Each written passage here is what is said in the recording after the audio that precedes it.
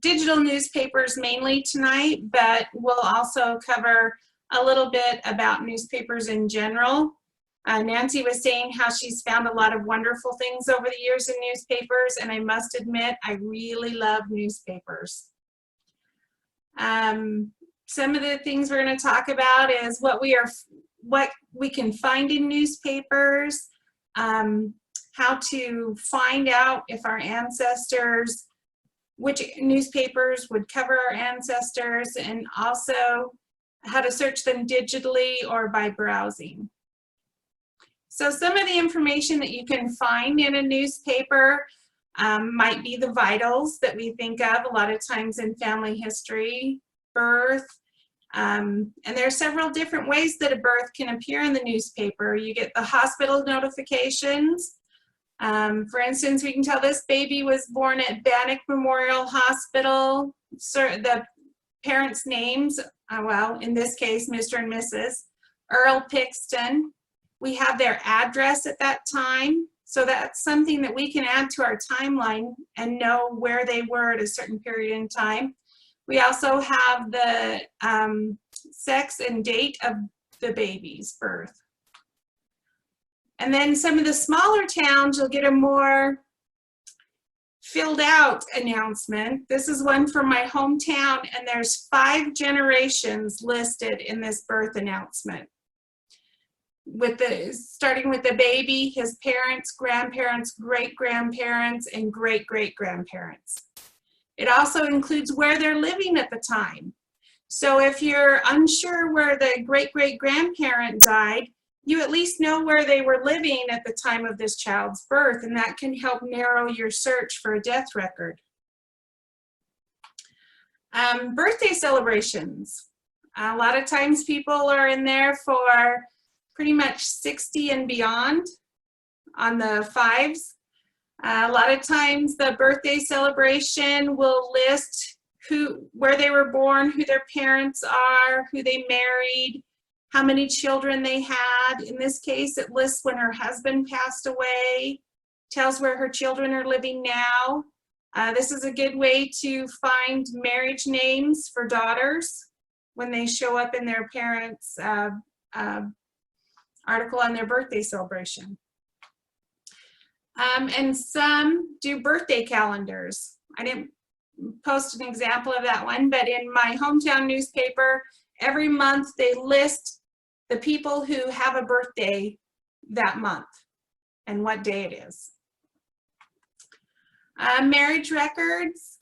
You start with the engagement announcement. This happens to be one of my cousins, and the picture is fairly good for a newspaper. A lot of times you don't get really good pictures in a newspaper, but this one is a fairly decent picture.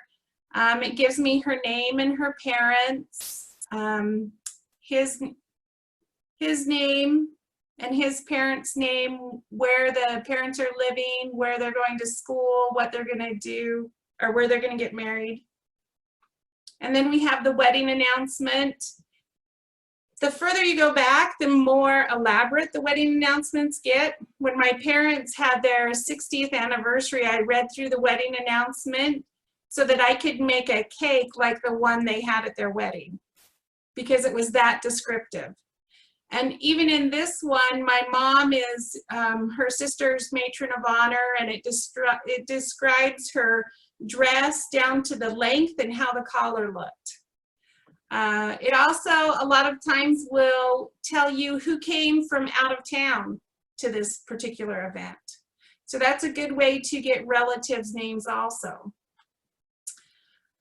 We also have a lot of times listed in the newspaper, well, marriage application and marriage license, they kind of go together, but usually that's put out by a county. As you go a little further back, not so much, but they do post the applications or the licenses a lot. I was helping someone this morning and we couldn't find a marriage date for a second marriage for both of them. So it's unlikely that there was going to be a big engagement announcement or wedding announcement, but I was able to find a marriage application and then a marriage license for them.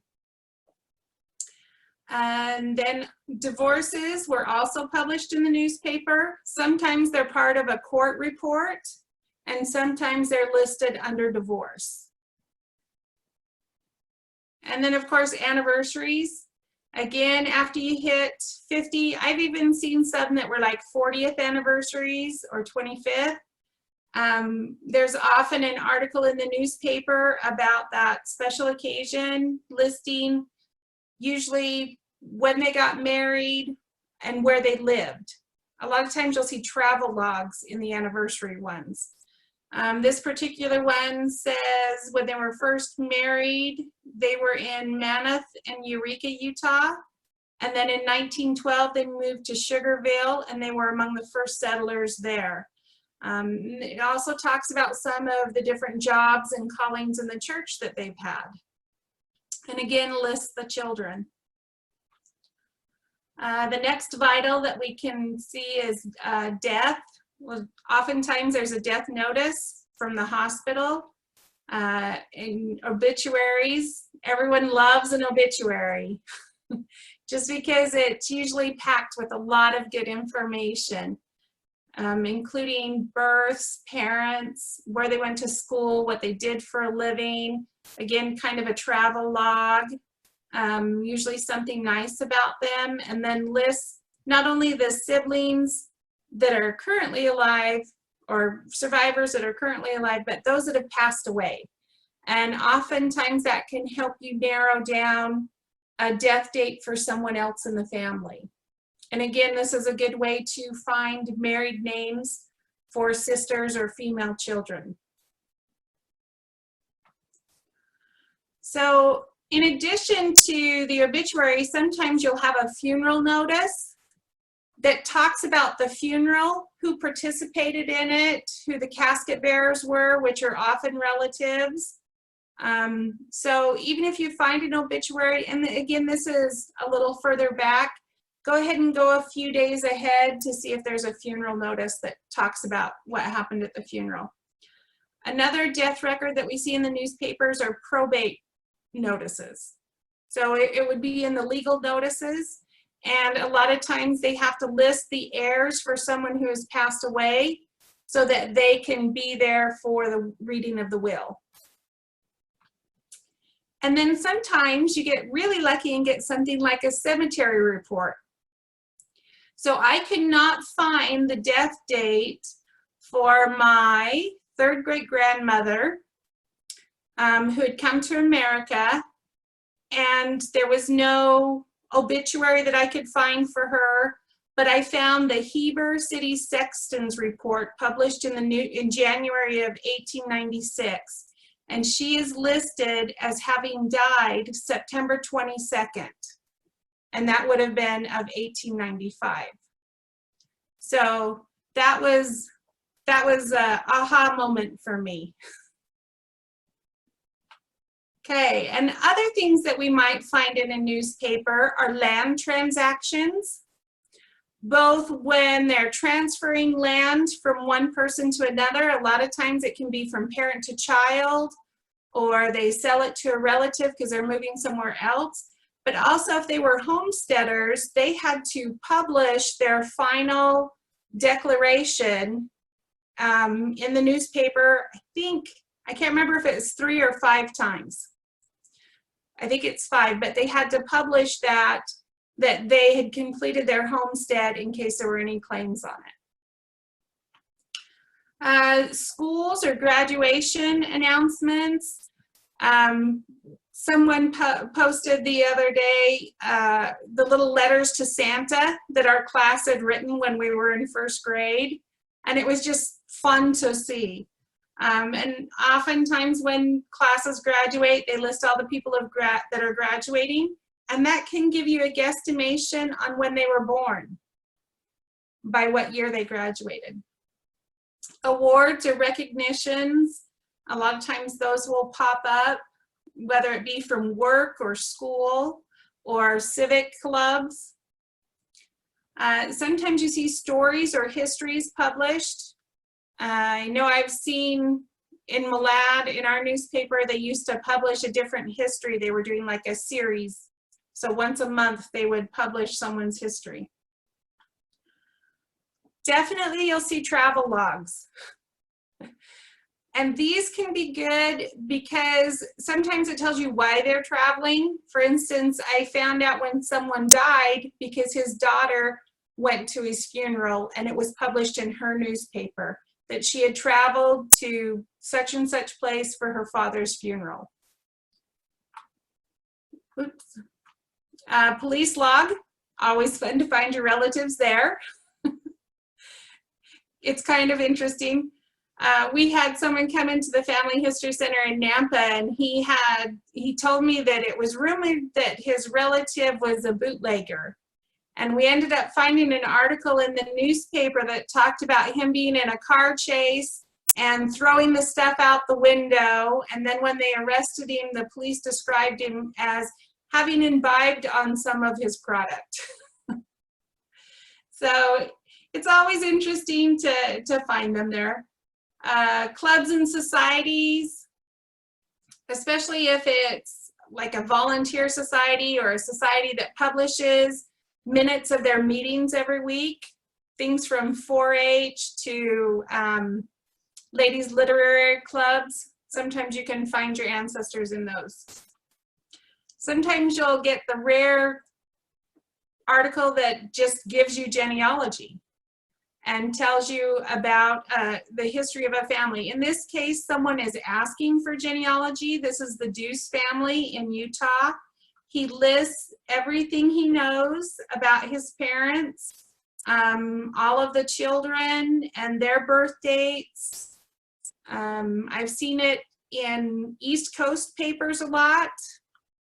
Some of the societies will publish surname histories. And sometimes you find things that help you with your research in ways you hadn't thought of. When I was searching for this person, I was having a really hard time finding William McBride. And so I started searching his relatives and found Clyde McBride, who talks about his father, W.D. McBride, being very ill and gives us the nickname of Jeff. How he got Jeff from William, I'll never know, but then it gave me other avenues to search. And it also tells me he's in the Masonic home in Guthrie. So that gives me a location to search. If he's seriously ill, there might be a death notice around that time in that place. So we need to think about what newspapers our ancestors might have shown up in. The Library of Congress has a thing called the U.S. Newspaper Directory. It goes from 1690 to the present. And again, this is a directory. This is not digital newspapers yet, but this tells us what newspapers were being published in the time and place that our ancestors lived. And kind of after we go through it, we'll go to that website and I'll show you kind of how to use it. But what you do is you narrow by state, county, city, and then you narrow it to a time frame and hit search, and it will tell you all the newspapers that were being published during that time.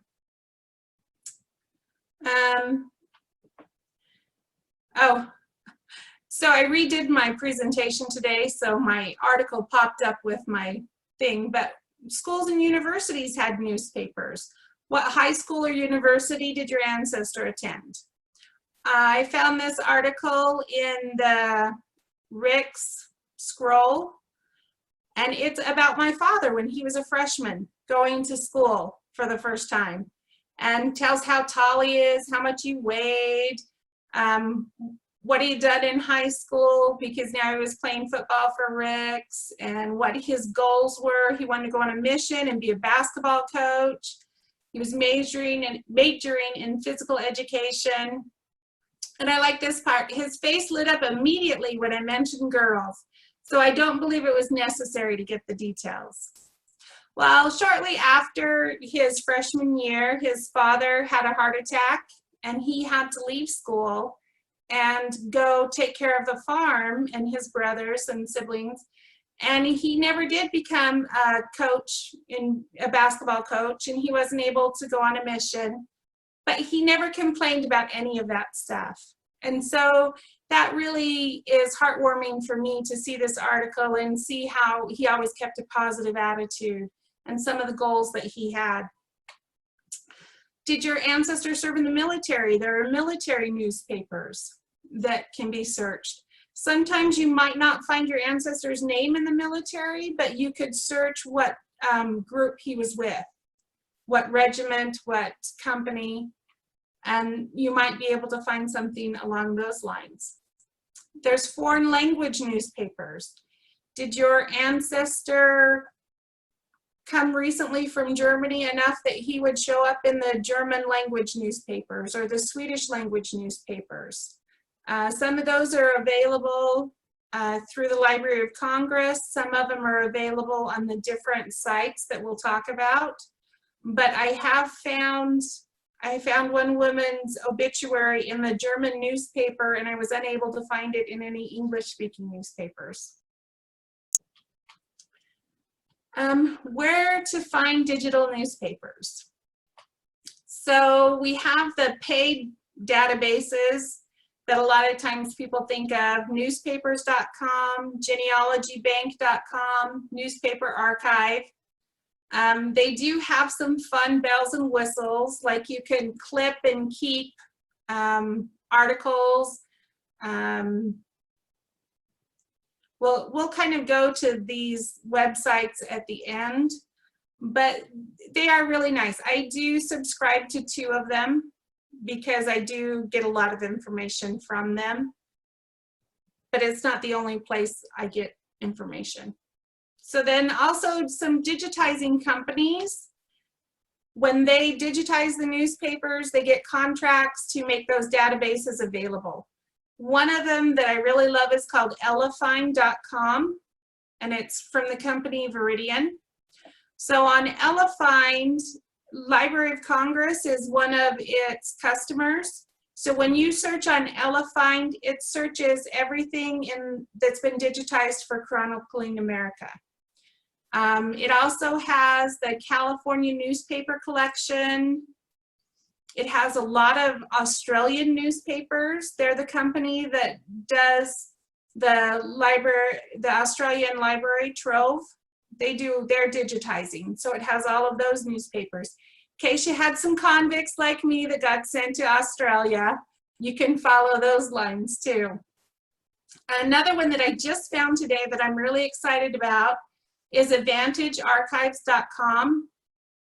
They are doing different libraries, and so there's a collection for each library. It's not one main collection that you search, but they have some Iowa newspapers that I'm kind of excited to go search a little later because I've been helping someone in Iowa.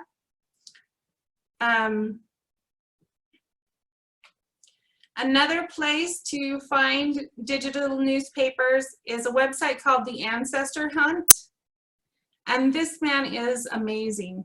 He has 30,200 links to free newspapers. He also has lessons on how to search digital newspapers, and we'll talk a little more about searching a digital newspaper in a minute, but it's different than the way we search in Family Search or Ancestry. So look at your different universities. Often they'll have not only the university newspapers, but a collection for that state. There'll be a repository for that state's newspaper collection. A good way to find out what newspapers have been digitized for different locations is the Family Search Wiki. You go to the wiki and then you narrow it to a location and then click on newspapers in the subject at the side, and it will show you, it'll give you links to different newspapers that have been digitized. And sometimes historical societies have transcribed different newspaper articles. Usually births, marriage, deaths, but they've made a transcription of those articles available. So technically they're digitized, but they can also help you find an article that might have been damaged in the newspaper, so it wasn't picked up when the computer was trying to index it. So an example of that is this, oh, I forgot to put the society's name. Anyway, this genealogical society went through the Ontario County Journal, and I'm not going to even try pronouncing that name because I would hate to offend anyone, in New York, and they transcribed the different pertinent genealogical things for that. And on here we have on Thursday, December 16th, 1878 at Christ Church in Baltimore by the Reverend Wilbur T. Watkins, George L. Smith, and Lily T. Armstrong, to Lily T. Armstrong of Baltimore. So when I found this, I knew I had a newspaper for it. And so I went back to look at the newspaper and I browsed through it rather than doing the search. And this was the article that was in the newspaper. And this is blown up quite a bit. The actual article in the newspaper was probably about 1/4 of an inch.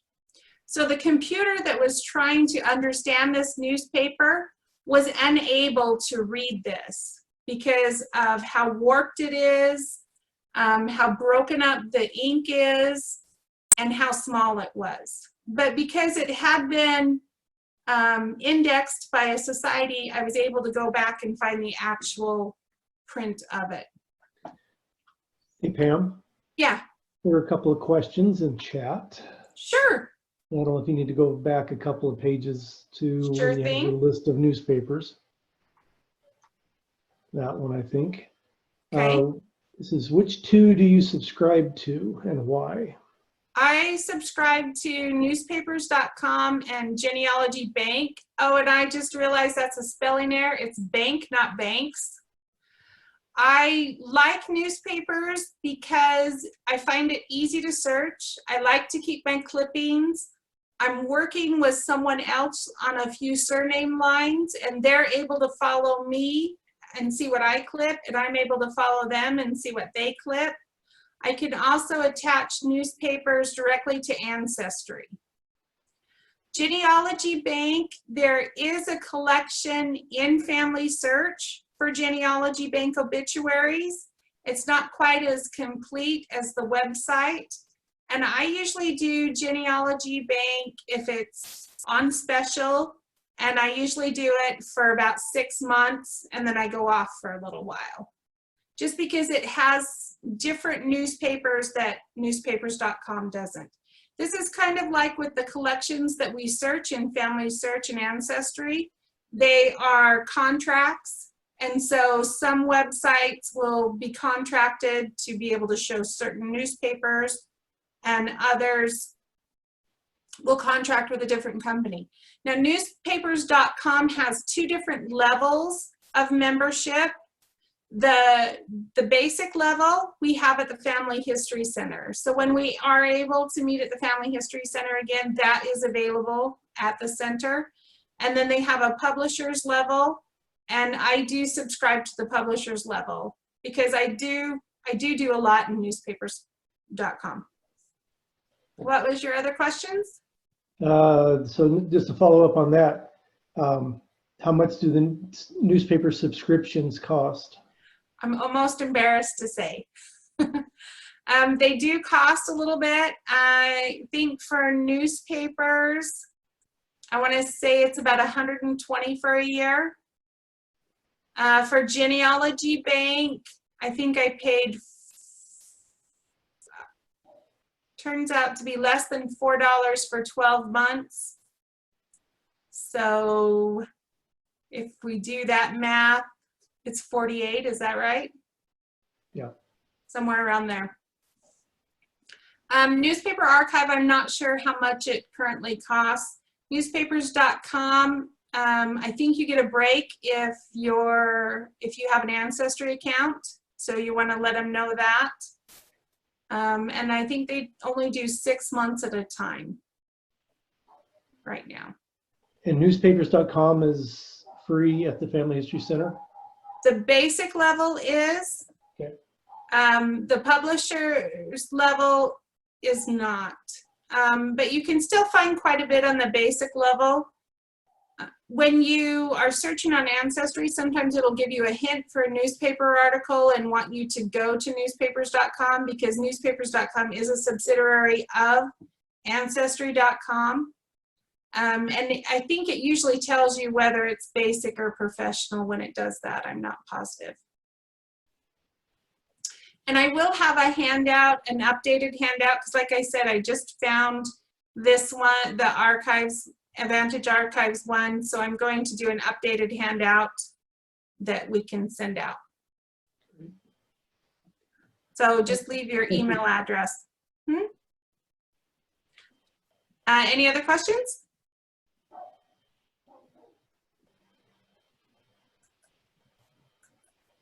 I think that's it for now. Awesome. Okay, so we're going to talk about OCR versus indexing. We're all familiar with indexing, where you look at a document and you take the information from it and put it into the categories that have been assigned, such as name, date, birthplace, things like that. OCR is a little different. It's optical character recognition. So the camera scans the document and the computer tries to match up, tries to identify letters by shape. So we get kind of we have some problems because of that. The results are, you get errors in similar looking letters. And when we do indexing, a lot of times the mistakes or spelling errors are because of phonetic issues, where a name sounds different, so it's written different, things like that. In OCR, it's because they look alike. And we saw some of that small print that is hard to read, and it's hard for the computer to read. So things like C, E, O, those all kind of look the same to the camera if the ink is bad or if there's damage to the paper. B and H, G, Q, and Y. So our errors come because letters look alike and the computer cannot distinguish. So for instance, this is Trove, the Australian library, National Library. And to the right is the article in the newspaper. And we have in highlighted exports, and we can see that's exports. But there's this little gap right here on the E. And so the computer has read it as text palms, because it's trying to guess what it's going to look like. And you can see underneath that the lettering over here, it looks good to us because it's enlarged, but to the computer it was probably very small when it was scanned. So all of this right under here is what it thinks it says underneath exports. Now with the Veridian companies, you can, if you sign up for a free account, you can fix this text. So this is like indexing for the newspaper. You click on fix the text and then you type in the correct transcription for that article. So then the next person that is looking for it will have an easier time finding it. It's kind of fun to do. Okay, so also, unlike indexing where we have categories for the information we're putting in, there's only one search field in searching digital newspapers. And so a name like Park, it could be a last name, it could be a place name like Stub Park, or it could be a verb like he parked the car. Because it's not in that category, you're going to get a bigger collection of results with more common things like park. So even a name like Duce, which I think I looked up the other day, and there's less than 3,000 people in the United States, and then there's some in England. Oh no, there's less than 3,000 in England, there's less than 500 in the United States, and there's a handful in Australia. So it's a really uncommon name. But in the newspaper, it recognizes the D-U-C-E even in part of a word. So I get hits for produce, introduce, reduce. So I get a lot of hits from an uncommon name just because it will look for part of a word also. So as we can see, we saw before, ink smudges, dirt, faded ink, overexposed images, underexposed images can all hinder our search. So sometimes we have to do page by page searching. I told you I couldn't find my third great grandmother's obituary, but I found the Heber City thing that told me when she passed away. So I went to the same newspaper that was in, about the date that she died, and I found this obituary for her. Oh, is it not going to give me my second image? So last Sunday afternoon, old Grandma Nyberg passed away quietly. She was born in Kopparberg Lane, Sweden in 1810 and came to Utah in 1872. She leaves one son, Mr. John Nyberg of Sweden.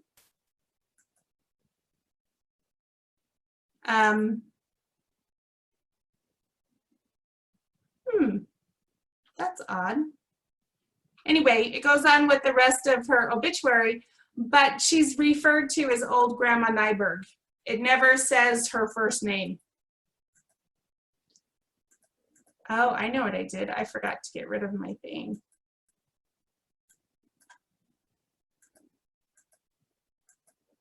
Okay, so some of the ways that we can get around that.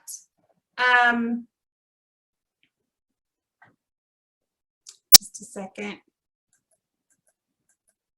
Nope, I didn't get rid of any of it.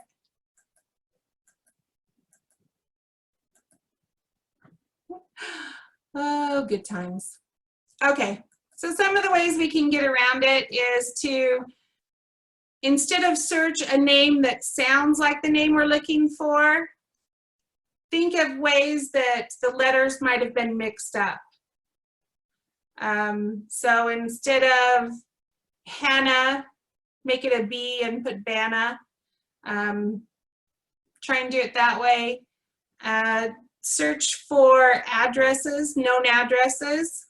So if you can't find their name, a lot of times their address is listed with them, like we saw in that birth announcement. So you can search by known addresses. If they owned a business, you can search by the business. If they were in the military, you could search by what division, what company they were in. If you know what university they went to, you can search by that. If they belong to a lodge or club, you could add that to their name to help narrow it. You can use words like funeral, beloved, surviving, wed, and a lot of times that will help narrow down what you're searching for. And you can do the smart browse. And so that's what I did with my grandma's obituary, is I went, and smart browse is where you go week to week and you're browsing through the newspapers. A lot of times they will publish the same things in the same section week to week. Their layout is the same. So for instance, the marriage application that I was looking for, they always listed that by the comics section. So when I brought up the newspaper for that day, I could see which page had the comics section and go to that one, and there were my marriage record things.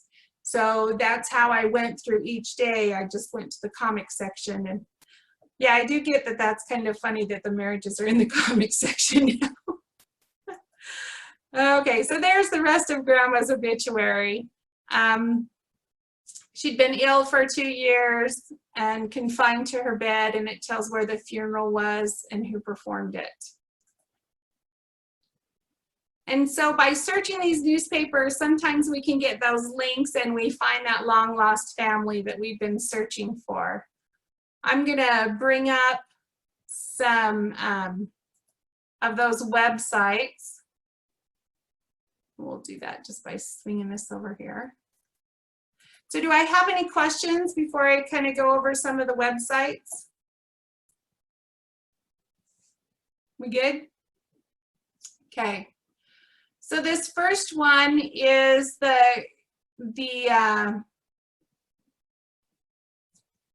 it's the newspaper directory, the U.S. newspaper directory. So there is Chronicling America, which has the newspapers that they've digitized. But where we're going to go first is this newspaper directory right here. And what that does is it tells us when and where the newspapers were published. So if we go to, does anyone have a place they want to go to? We can pick Idaho. Let's do Kootenai County, since the majority of us are here. And notice that it's got 2 different spellings for Kootenai. You'll want to check both of them. Something got entered in wrong, and so it has Kootenai County in there twice, just with a little misspelling. And then we'll go ahead and do Rathdrum. With a small town like this, I'd probably stop at the county to see what's being published. And then we'll choose you can choose, it goes by decades. So we'll choose 1870 to 1910. And then we click down here on search. And it tells us what newspapers were published during that time. And then we can choose a specific newspaper. Let's do the Rathdrum Tribune. If there was an image up here, it would mean that this is a paper that's been digitized and is available to search. Then it gives the information for the newspaper. It tells you what titles preceded this newspaper. So the newspaper, sometimes they change names over the years. It tells you what title preceded it and what title came after it. And then you can see where it's held. So even if it's not digitized, you can see where you might be able to go to view this on microfilm. And in this case, they have a copy of it at the Idaho Historical Library, which is down by the old penitentiary in Boise. I used to go there for days. And it's a lot of fun because they have a wonderful collection of Idaho newspapers, but also some of the surrounding states where we border. They have some of their newspapers also. So that's how we can find what newspapers were being published, when and where our ancestors were. And then the Chronicling America part is where you can search through. And like I said before, I like using the Elefind to search through Chronicling America because it has filters that you can narrow your results down with. And we can go to that one right now.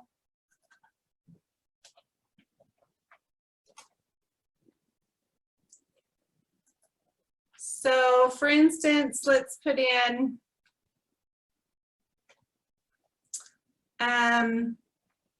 if no one has a suggestion, I'll put in Gilbert Belknap. And then I can do a search. And kind of like Family Search, over here on this side, it has filters that we can use to filter down our results. And we can see right here that this is one that hasn't been edited. This is an error where the computer tried to read something and couldn't read it. But actually, I'm going to switch to Duce.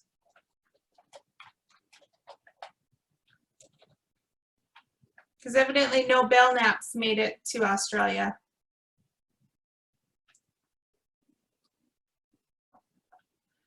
Okay, so over here I can choose what country, I can choose what decade. And then when you choose a decade, you can choose a year. So once you have your decade chosen, then you can choose a specific year. You can choose which collection you want to narrow it to. You can choose the publication title. You can choose which state you want to narrow it to. So for me, it's a little more conducive to finding your results. Hey Pam, another question. Can you put quotation marks around your name so it looks at the whole name, not just one piece at a time? Yes, you can.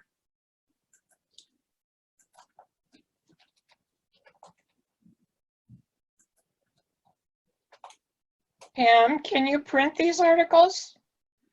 You can download them, you can print them. So let's go to one. That one takes me back to Chronicling America. So over here on Chronicling America, you have the option to view the text, to download it as, this is a version of JPEG, or to save it as a PDF.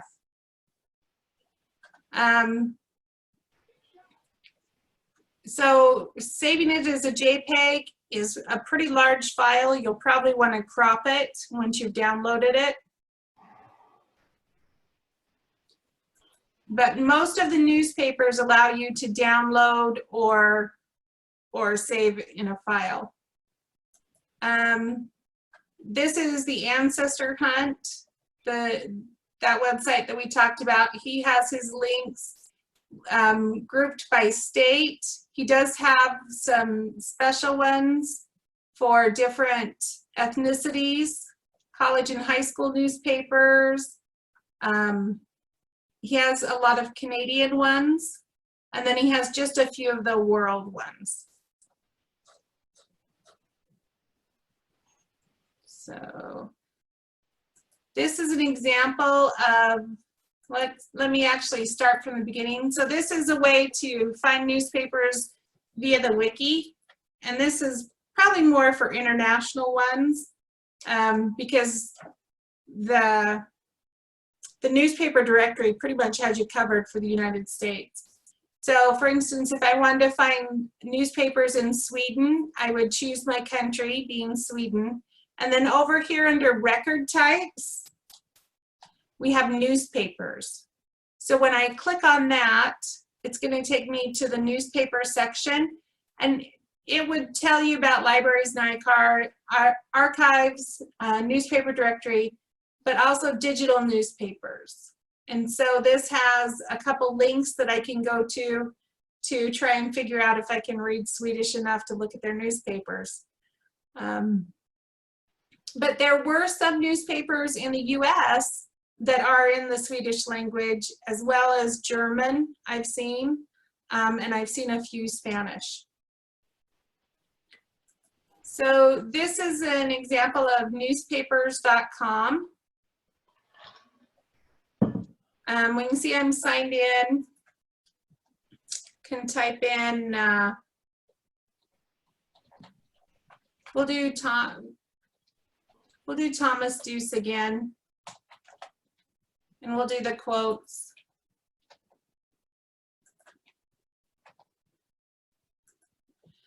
And again, this has. Tammy asked if you could use Google Translator. Oh, for the Swedish? Yeah. You can, as long as you can type it out. That German one took me a long time because it was in the old German type, and it took me a while to get that one translated. So this one has some from England, some from the United States. I can narrow by date if I want to choose a range, or I can do a specific date. So 1880, 1920. I can choose a state. I know I lived in Utah. And then down here, I can choose a newspaper. I can choose the ones. So if this is a search I did constantly, I could choose ones that had been put on in the last month. Some of the ones that look different are ones that I've clipped. So if we go to, we'll do this newspaper. Brings up the image. Oh, this is the genealogy one. And I can choose clip.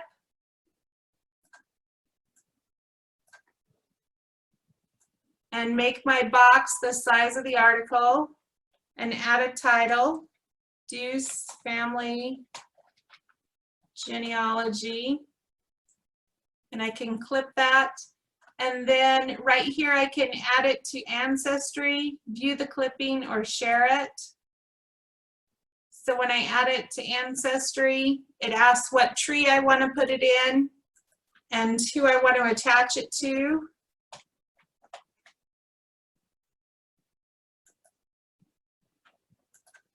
And then I can put in more details about it. I can attach it to multiple people.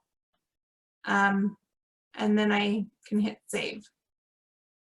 The other way to do it, if I wanted to print it or send it as a JPEG to someone, is I would click print save. And I can either send the entire page or I can do a portion of the page. So it gives me the box again. And I choose however big I want it. And I usually do save and then save as a JPEG rather than a PDF. Just because JPEGs, it's a little easier to zoom in and see the details. And so then that downloads it to my computer. This is the new one that I found that is from a digitizing company. Here we go. Hit refresh. Hey, Pam, Yeah. can JPEGs or these clips, they can go into family search on memories and stuff, is that right? Just copy and paste, can you put them into memories? For the newspaper articles, I would, the ones that are like I always mess that word up. Chronicling America, the ones that are for free, I think you might be able to. The ones from a paid website, I probably would not do. Just because you would need to check what the contracts are for that. Okay. And also if it has anyone living listed in it, you probably wouldn't want to post it on Family Search. So this is another digitizing company, and you can see they have collections for each of the libraries that they work with. And so you'd kind of need to go through their collections and see which ones you might want to use. This one for Iowa, I'm pretty excited to use. You again type in the name or the place or the event and a date range, and then it gives you a list of options to look through and see if it's your person. This is also a new one that I just found today. This is the International Coalition on Newspapers. And down here it has different international collections. We see Elefind right there. Google News Archive, which has been around for a long time. It has a lot of international newspapers. It is a little harder to search, but it is a lot of fun. And then it has them grouped by country. Let's see. So let me do Genealogy Bank. That's another one I talked about.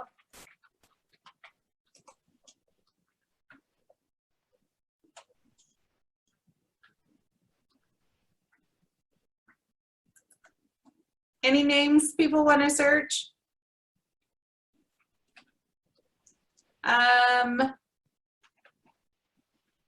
Let's see, we'll do the Belknaps on this one.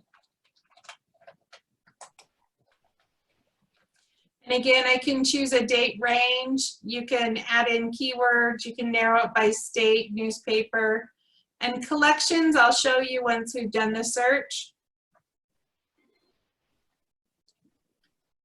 So they have them in kind of different groups. They have the newspaper archives where they'll show up in a story or a wedding announcement or something like that. And then they have a specific one for where they've recognized it as an obituary. They also have U.S. federal censuses, Social Security Death Index, government publications, and historical books. So if we choose just the obituaries, it kind of narrows that down for us, and we can see what it's found for those.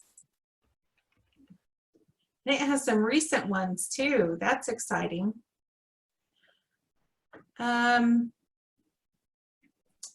Okay, so all of these newspapers that you have to pay for, you can go on and see what their catalog of newspapers is before you purchase the subscription. Most of them have a free trial period. So if you want to give it a trial run, maybe save up a bunch of names that you want to look for, and then try it out and see how you like it. So are there any other questions? Like I said, if you leave your email address, I will get the newspaper thing updated with the fun stuff I found today. And we'll send you a link to that handout. So, all right. With that, I think we'll have a closing prayer then, if there aren't any questions.